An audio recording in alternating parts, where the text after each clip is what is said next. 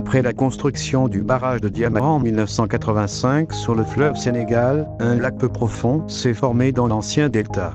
Le manque de vitesse du courant combiné aux effets de trophisation de l'eau du fleuve, dû à une agriculture située en amont, offre des conditions abiotiques favorables à plusieurs plantes aquatiques devenues un problème grave.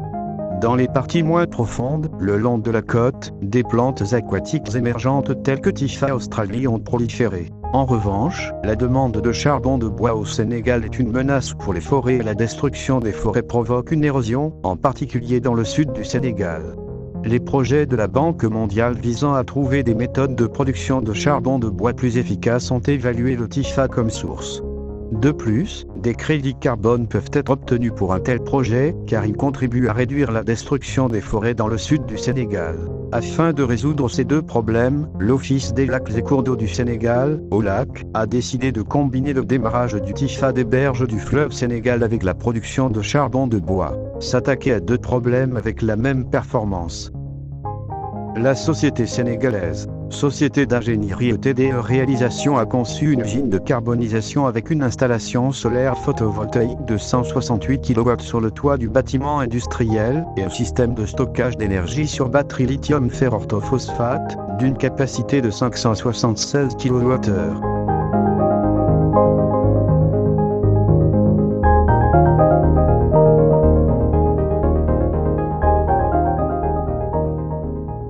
Une usine de production de charbon de bois a été conçue avec une plateforme de séchage et 2 silos de stockage pour le produit sec. De cette manière, il est garanti que le type a traité à une humidité inférieure à 10%.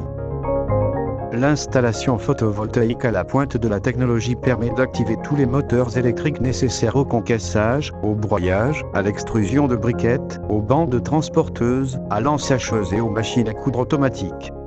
De plus, la centrale photovoltaïque permet de recharger 2 véhicules industriels électriques qui sont utilisés dans le fonctionnement de l'usine de carbonisation, chariot élévateur et chargeur. Ainsi, l'usine de carbonisation ne nécessite pas de connexion au réseau électrique, c'est pourquoi elle peut être installée dans des endroits éloignés des villes.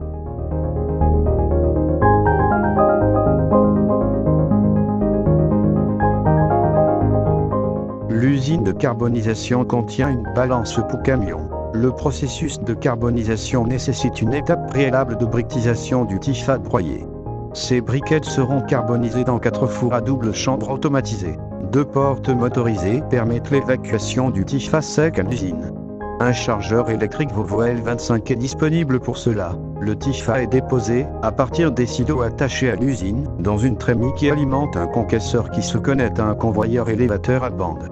Les solides sont réduits à une taille inférieure à 40 mm. 2 broyeurs électriques Jotec PCS 55T de 5,5 kW effectuant chacun ce premier travail de broyage. Une seule ligne a la capacité de produire 1000 kg par heure. Cependant, la ligne est doublée pour assurer une production nominale de charbon.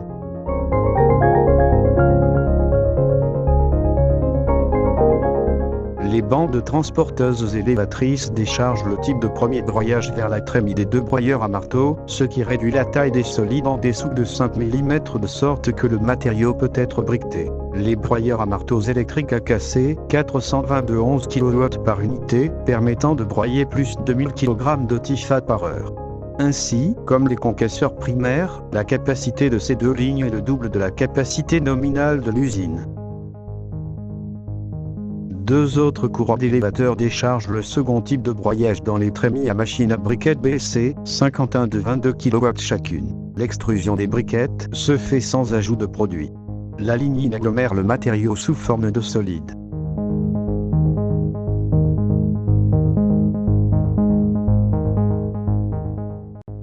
Ces briquettes sont transportées au moyen d'un tapis roulant et sont déposées dans les conteneurs de carbonisation des fours.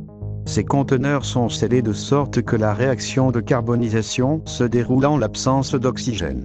Les conteneurs, une fois chargés, sont transportés par un système de rails jusqu'à la porte du four pour être chargés. Un autre système de rails métalliques permet d'insérer les récipients dans les chambres des fours de carbonisation.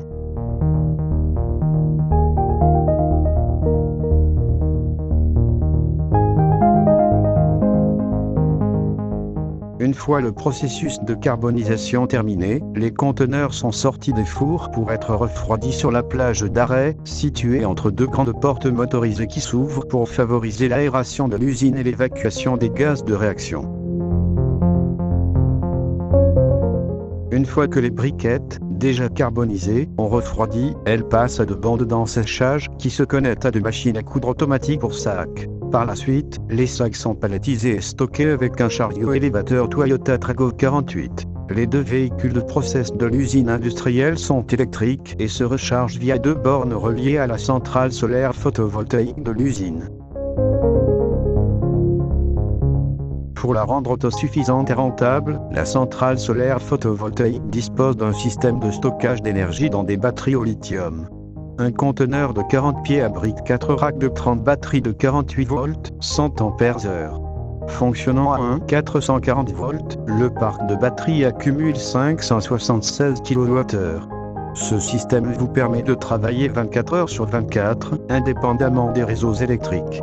L'équipement est de la plus haute qualité avec les onduleurs HTAM et le convertisseur DC-DC de POV électronique. Les panneaux sont les plus puissants et les plus efficaces du marché, Gincourt 550M.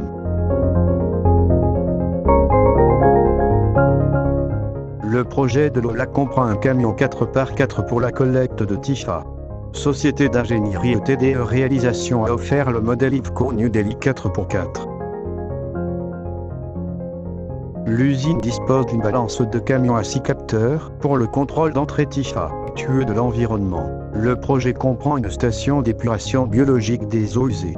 La combinaison de cela avec la centrale solaire et avec la production de charbon sans émission de gaz de combustion, grâce à l'utilisation d'une microturbine Capstone C65, les 3 usines de carbonisation projetées permettent d'atteindre l'état de l'art de la technique et le maximum respect de l'environnement, étant en même temps autosuffisante pour pouvoir être implantée n'importe où sur le territoire sénégalais, car elle n'a pas besoin d'un réseau électrique préexistant ou de réseau d'égout pour l'évacuation des eaux usées.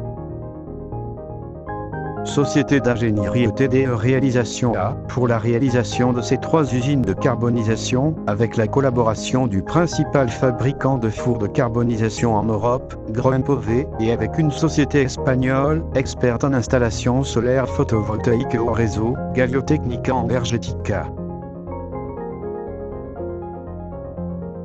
La conception de ces usines est appelée à être une référence internationale, en raison de son respect imbattable de l'environnement et de son autosuffisance totale.